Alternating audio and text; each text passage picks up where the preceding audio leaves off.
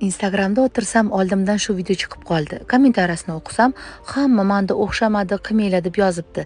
Qani o'xshab ko'rarmikin deb tayyorlashni boshladim. Idishga shakar, smetana solib, olovni yoqib, qizargunicha aylantirib oldim. Rang kirish jarayoni biroz cho'ziladi, qo'rqib ketmanglar.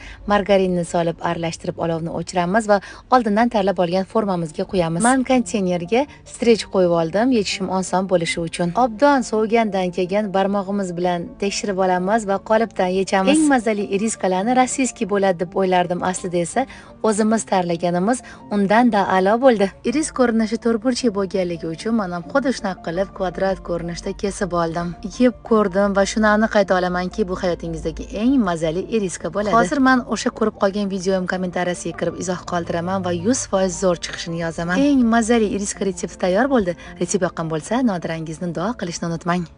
Bunday mazali taom uchun har doimgidan ham ko'proq duo olsam kerak-ku. Tuxumni chaqib, o'simlik yog'i, tuz solib yaxshilab aralashtirib, quymoqlarni pishirib olamiz. Idishga qiyma, mada to'g'ralgan piyoz, qirg'ichdan o'tkazilgan kartoshka, murch, tuz, chesnok solib yaxshilab aralashtirib olamiz. Tayyor bo'lgan qiymamizni xuddi videoda ko'rsatilgandek qilib qo'limiz bilan shakl berib, quymoqlarimizga o'rab olamiz. Taomimiz yanada mazali bo'lishi uchun bittasini o'zini, qolganini labnet va rojniy sirdan surib o'rab chiqdim. Xohishga ko'ra smetana, mayonez, ketchup solib o'rasanglar ham bo'ladi. Menda 400 gramm qiymadan 13 ta quymoqli kotlet chiqdi. Ustiga sariyog' bo'laklaridan joylab pechimizga pishirish uchun yuboramiz. Agar yonda garniri bo'lsa, bittasiga bitta odam to'yishi aniq. Men guruchni pishirib, mayda qilib to'g'ralgan svetofor bolgarskiylar bilan bezak berdim. To'liq retseptni video tagida yozib qoldiraman. Retsept tayyor. Retsept yoqqan bo'lsa, Nodirangizni duo qilishni unutmang. Oddiygina pirojki retsepti deb videoni o'tkazib yuborishga shoshilmaylik. Chunki bu retseptni hamma ham bilmasligi mumkin. Sababi o'zim ham yaqindagina bildim. Ichlari g'oviy bo'lib pishganini ko'ryapsizlarmi? Idishga issiq sut, shakar, droja solib aralashtirib, ustini yopib, aparamizni 5-10 daqiqa oshirib olamiz. Unni eng yaxshisini tanlashda adashmanglar, menda Admiralni oliy navli unlari. Oshgan aparaga tuxum solib aralashtirib, unni elakdan o'tkazib solib, yumshoqini xamir qorishni boshlaymiz. Eng nozik joyiga ahamiyat bering. Olma sirkasi, xona haroratida erib turgan sariyog'dan solib, yumshoqqina xamirimizni qorib olamiz. 1 soat davomida xamirimizni oshirib olamiz. Zuvalachalarga bo'lib, xohishga ko'ra nachinkalar solib, manda pyure ko'rsatilgandek qilib shakl berib olamiz. Tovaga yog' solib, o'rtacha qizdirib, pirojkilarimizni qizartirib pishirib olamiz. Retsept tayyor. Retsept yoqqan bo'lsa, Nodirangizni duo qilishni unutmang. Ishoning, bu eng zo'r pirojki retsepti.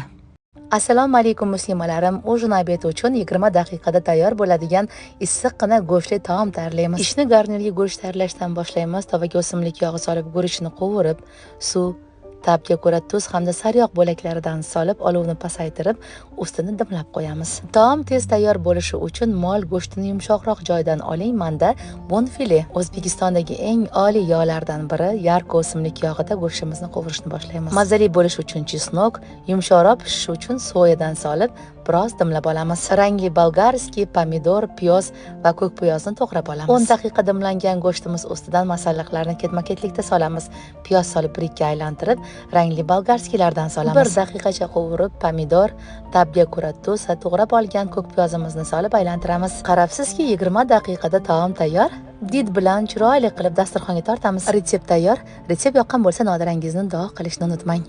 Duxovkada tayyorlanadigan, talab eng ko'p bo'ladigan malinali cheescake retsepti bilan bo'lishaman. Pechenyeni maydalab, margarin yoki sariyog'ni eritib, aralashtirib olamiz. Ko'rsatilgandek qilib labneni suvdan suzib olamiz. Pergament solingan qolipga tekislab, sovutgichga yuboramiz. Suvdan sizib olingan tvorojniy sir ustiga shakar solib, shakar eriguncha aralashtirib, qaymoq solib aralashtiramiz. 3 ta tuxumni bittadan ketma-ketlikda solib aralashtirib olamiz. Cheescake tekis bo'lishi uchun bu albatta muhim. Kraxmal solib aralashtirib, qotib olgan ko'rishimiz ustiga massamizni qo'yib 1-2 urib olamiz. Shu joyga ahamiyat bering, pishirayotganingizda albatta listga suv solishni unutmanglar. Bu cheescake'ni yorilib ketmasligi uchun. Falga o'rab pishirsanglar, cheescake chetlari oppoqqina bo'ladi. Cheescake soviguncha malinali qismini tayyorlab olamiz. Malina, shakar, suvga kraxmal solib aralashtirib, gaz ustiga qo'yib qaynab chiqqach, kraxmalli massamizdan solib, quyilguncha aralashtirib turamiz. Sovigan cheescake ustidan qo'yib tekizlab olamiz. Ko'rinishi ham chiroyli, mazasi esa undan a'lo bo'lgan, hammaga birdek yoqadigan cheescake retsepti tayyor bo'ldi. Retsept yoqqan bo'lsa, Nodirangizni duo qilishni unutmang. Ko'pchiligimiz uchun yangicha pirog retsepti bilan bo'lishaman. Olmani to'g'rab, shakar, limon suvi bilan aralashtirib tovada suv tortilgunicha qovurib olamiz. Un hamda margarinni urib olib, razrixli sil solamiz.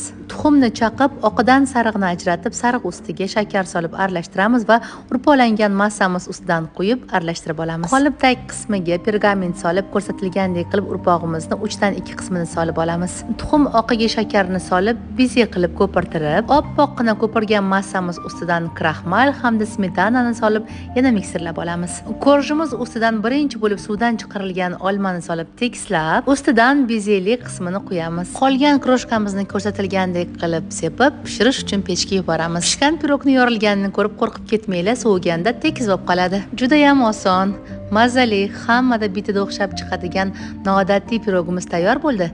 Retsept yoqqan bo'lsa, Nodirangizni duo qilishni unutmang. Sochni mazali lyuля kabob retsepti bilan bo'lishaman. 500 gram qiymaga bitadan kartoshka, piyoz, qizil sabzini qirg'ichdan chiqarib, bitta qizil bolgarskini mayda to'g'rab solamiz. Tuxum, tabga ko'ra murch, tuz solib, yaxshilab aralashtirib, qo'limiz yordamida shakl berib olamiz. Shakl berayotganda urib pishitib shakl bering. Duxovka listini yog'lab, kotletlarimizni terishdan oldin vilka yordamida ko'rsatilgandek is tushirib olamiz. Qizib turgan pechda 200 gradusda 30-35 daqiqa davomida pishirib olamiz. Aviko brendi kartoshka shariklari bilan taomimiz yana to'yimli va mazali bo'ladi. Qizib turgan yog'imizda 5-7 daqiqa davomida qovurib olamiz. Bu kartoshkadan bir marta yeb ko'rsanglar, har doim muzlatgichlarda turadigan bo'ladi. Qaynoqqina sochni lyuля kabobni uksuslangan piyoz bilan tanovul qilsangiz bormi? Bay. Retsept tayyor. Retsept yoqqan bo'lsa, Nodirangizni duo qilishni unutmang.